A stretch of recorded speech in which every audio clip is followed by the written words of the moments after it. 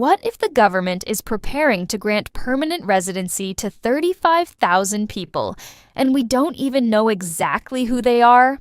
What if some of them crossed into Canada irregularly and now could receive legal status without full public clarity? Inside this House of Commons debate, a direct question is raised. Is this a counterproductive measure? Who are these 35,000 people? Where did they come from? Why is this being presented as a one-time allocation? When elected officials ask whether we have no real idea who these individuals are, that is a serious statement. Are Canadians being given the full picture? Or is a major immigration decision moving forward without clear public understanding? Because what you're about to hear is the exact exchange that started this controversy. Watch carefully. Because we don't have an automatic right to claim asylum at the border. There is actually there's inadmissibility questions. The Refugee Convention doesn't give you that right. Do you ever think the Canadian government could silently give permanent residency to thousands of people without full transparency? Is the government hiding something from Canadians or actually misleading the public? You will hear next how MP Fred Davies calls out the government for allocating 35,000 permanent residency slots, including to people who entered Canada irregularly. He questions whether this is counterproductive and whether anyone really knows who these individuals are or where they come from. The MP tells you straight that there is no real idea who qualifies. And this exchange shows just how much power the government holds to make major decisions without public clarity. If you think this doesn't affect you, think again. What you hear next reveals the harsh reality of how immigration decisions can impact the country and Canadians' awareness of what is really happening. Crucial insights you need to know. Even though it's presented as a one-time measure, these 35,000 slots could fundamentally alter the immigration landscape and set a precedent for future allocations. In the fall budget, the Liberals named 35,000 one-time slots that they can allocate for any purpose, including giving permanent residency status to people who have crossed illegally into Canada. Isn't this a counterproductive measure? I'm not sure I completely understood, but if you're saying that we don't want transparency on situations involving people. It's an allocation of 35,000 people that we have no real idea of who they are, where they come from, but they can have access to permanent residency. Do you ever wonder if the government created rights at the border that didn't really exist before and kept it from Canadians? Is this a case of policy being pushed without public knowledge, or worse, a systematic misleading of the people? You will hear next how MP Fred Davies questions Michael Baruchitsky about rights that were claimed to exist for anyone showing up at the border back in 2017. The discussion reveals that these rights were never clearly defined and may have been expanded without public clarity. Baruchitsky explains how the government framed this policy, giving a right to a hearing to border arrivals, and why it matters today. What you listen to next will show how this policy has affected processing, legal expectations, and public trust, and why it's important to understand the full story before drawing conclusions. Crucial insights you need to know. The claimed right to a hearing was not clearly defined, leading to confusion about who qualified and what the government promised. Expanding these rights without transparent guidelines created systemic pressure on the Refugee Board and immigration processes, affecting timelines and resources. The policy shows how legal interpretations can be used to shape immigration outcomes, sometimes without full public disclosure. You think that's a good idea? I would say, of course not. Okay. You had mentioned early that rights were created that really didn't exist before. Can you explain that, please? So if we look very carefully what the Prime Minister was saying and the government was saying in 2017, was saying that anybody showing up at the border has a right to a hearing. Did you know that the Prime Minister reportedly sent a different message in French than in English about asylum rights? Is the government hiding information or simply changing the rules behind the scenes? You will hear next how Michael Baruchitsky explains a 2024 policy change where the government adjusted asylum rules after previous abuses. The exchange reveals that there is not an automatic right to claim asylum at the border and that inadmissibility rules and the Refugee Convention play a role. You will learn how the policy affects who can claim asylum, how the government decides if someone is protected elsewhere, and why this has been a hidden detail for many Canadians. This is important because these rule changes impact system capacity, legal expectations, and public transparency. Crucial insights you need to know. Policy adjustments in 2024 show that border rights are not automatic and can be reinterpreted based on previous system abuse. The difference in messaging between French and English highlights a lack of consistent communication to the public. Understanding inadmissibility and the Refugee Convention is crucial because it defines who qualifies for protection and who does not.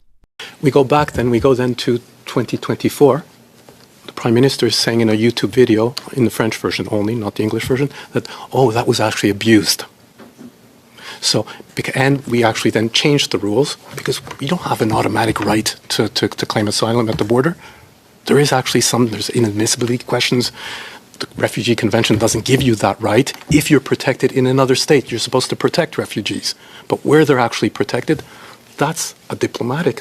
Is Canada falling behind other countries in handling immigration policy while others are innovating? Are our leaders truly aligning with international partners or just hiding the real strategy from Canadians? You will hear next how MP Fred Davies questions Michael Baruchski about aligning Canada with international partners, particularly European governments.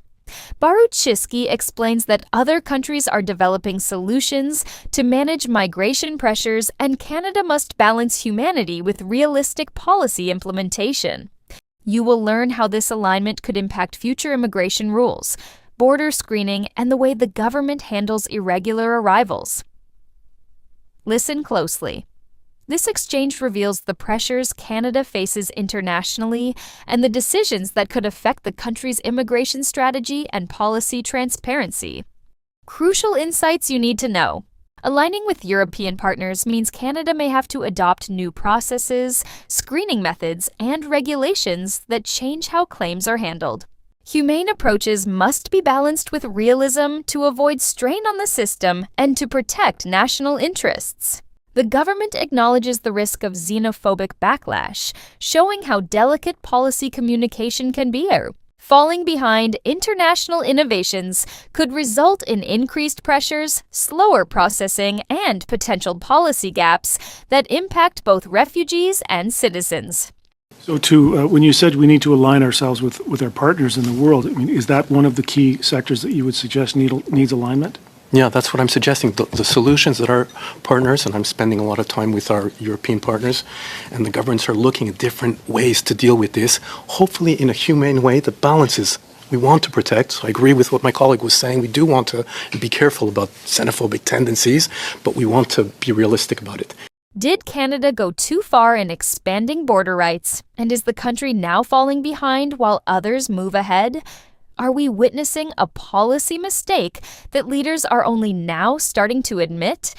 You will hear next how Michael Baruchski states clearly that Canada may have went too far on certain rights. He warns that other countries are actively developing new protection systems while Canada risks being left behind. This is a direct admission that policy expansion may have outpaced practical enforcement and system capacity. What you are about to listen to raises a serious concern. If other nations are innovating and Canada is slow to adapt, what does that mean for the future of our immigration system? Crucial insights you need to know. When rights expand faster than system capacity, it can create long-term structural pressure that is difficult to reverse. If other countries implement new protection models and Canada does not adapt, migration patterns may shift toward jurisdictions perceived as more permissive.